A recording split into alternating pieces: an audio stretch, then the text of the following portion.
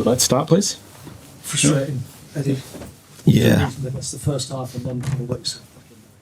Yeah, I think the first half, or probably the second half an hour of the first half, I thought we made actually a bright start to the game and looked in a good place initially, and then we fell away from that, and I think we were loose with the ball today in that first period, and we ended up being in transition an awful lot, and yeah, we didn't play with our normal clarity on the ball. Much better in the second half, much more like ourselves, and in the end we're really disappointed to lose. How much of a concern is it that you're not getting goals from across the team? Yeah, that would be a concern for us. We can't rely on any one individual. I think we've always historically been a team that scored a lot of goals. We've had goals from different areas. We've never been reliant on any one player. Nick's done really well and we're delighted for him. We wanted to keep scoring, of course, but we need more from the other areas of the team. I thought there were chances there for us today, especially in the second half. It was a good attacking display, albeit we weren't clinical enough.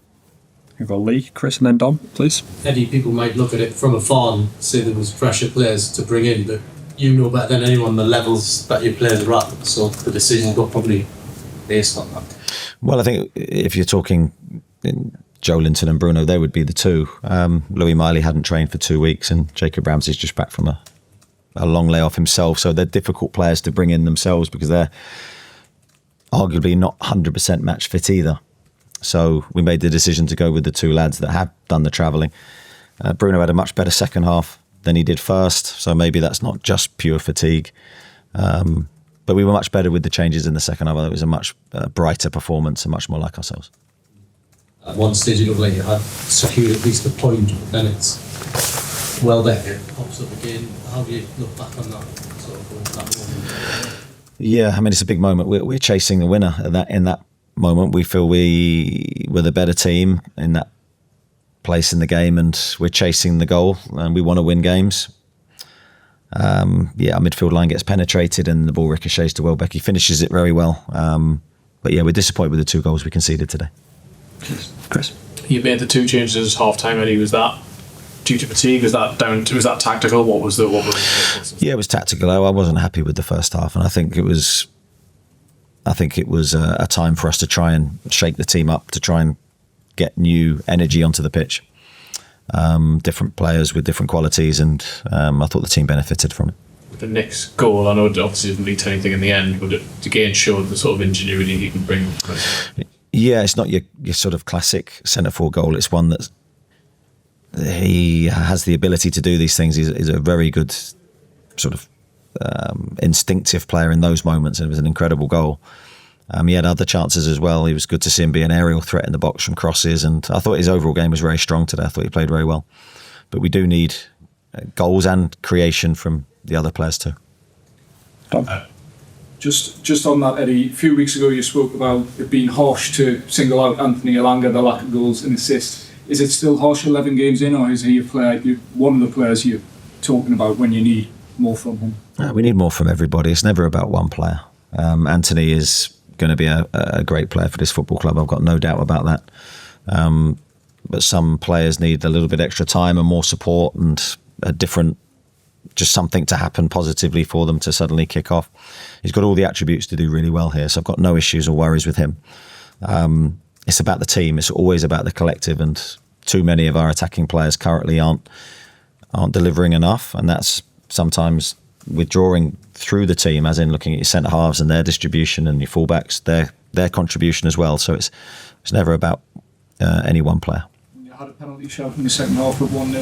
Any comment on that? No, I think we had sort of half shouts for several penalties, but none looks obvious. And Lewis Miley, one of the changes you made at half time in a game of disappointment with the result, he was a positive in the second half. Yeah, he was. Yeah, no, I thought all the substitutes impacted the game pretty well. I was very pleased with the control that he brought us. His technical work is excellent. He's outstanding in that area, and I thought he brought a composure that our midfield lacked in that first half.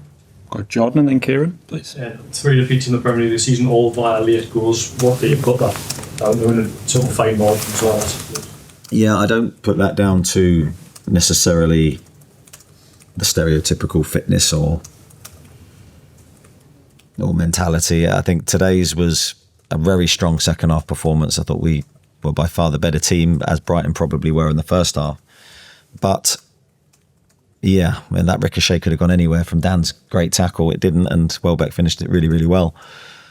We're disappointed because they're big moments. Obviously, the swing of points hurts you in the league, and we want to be scoring those late goals. And I felt today was an opportunity for us to do that. You mentioned sort of the concern around the attacking play. I mean, simple question, but how do you turn that around? Maybe it's not a simple question, but yeah, well, I don't think anything's ever that simple. I don't think it's a case of do one thing and suddenly the goals flood back to the team. I think it's a case of individuals performing at their highest level. And I think if you get that, you're going to score goals. As we did at Union, where everyone stepped up and played really, really well in the Champions League. And we look like a free-flowing attacking team that can be at its very best again. So that's the challenge for us, to get back to that level, and we need to do it quickly. Kieran? The team is still settled. There's a bit of a turbulent summer. Do you think any of that has seeped into the form? No, I don't think so. I think we are, as you always are, every time a new season starts, you're a new team. You're not the same team. You can't look back and compare us really to, well, you can, but we can't do that ourselves. We're a new team and we have to form new relationships and new balances. And we have it all to prove again. Just asking about Danny Welbeck, still affecting games at that age. What have you kind of made of the turn he's still? Yeah, I mean, the 2 goals he scored today, you have to give him a lot of credit, especially the first one, because that's not easy to run away from our back line and to have the composure to finish past Nick, who's been in great form and made a couple of good saves in that first half. So for him to still be playing in the way that he is a credit to him. But really, my focus is on our players. Thanks, everyone. Thank you. Thank you very much. Thanks very much. Thanks, Eddie. Safe travels. Cheers. Thank you.